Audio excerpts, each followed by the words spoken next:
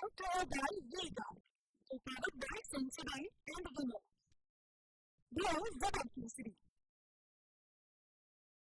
કરવી છે રાજ્યના હવામાનના સમાચારથી તો કાગડોળે ચોમાસાની રાહ જોતા ખેડૂતો માટે અતિ મહત્વના સમાચાર સામે આવ્યા છે। જી હા, વિગતો અમે તમને આપી દઈએ કે જ્યાં ચોમાસાને લઈ હવામાન નિષ્ણાત પરેશ ગોસ્વામીનું આંકલન સામે આવ્યું છે। 3 થી 4 દિવસ વહેલું ચોમાસું કેસરિયાથી મન જોગી થયું રે, દિલ ઝૂમે જુઓ મત મસ્ત થયું રે, કેસરિયાથી મન જોગી થયું રે। हर पल मनाओ केसरी त्योहार। विमल, बोलो जुबान केसरी। કેરળ પહોંચવાનો પરેશ ગોસ્વામીનો દાવો છે। 26 થી 27 મે ચોમાસું કેરળ પહોંચે તેવું અનુમાન કર્યું છે। કેરળ પહોંચ્યા બાદ ચોમાસું મુંબઈ સુધી ઝડપથી આગળ વધશે।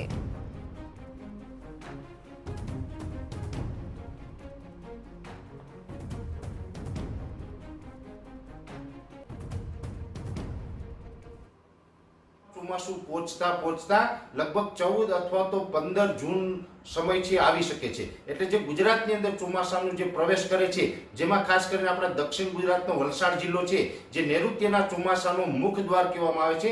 ચોમાસાની શરૂઆત છે એ દક્ષિણ ગુજરાતથી ખાસ કરીને વલસાડ જિલ્લાથી થતી હોય છે।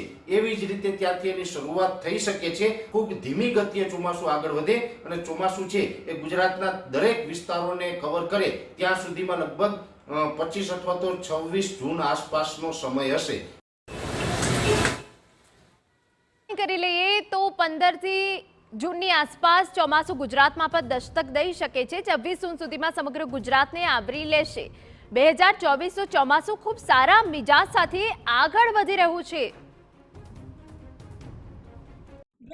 By Vega, prepared by Sensodyne and Vinod.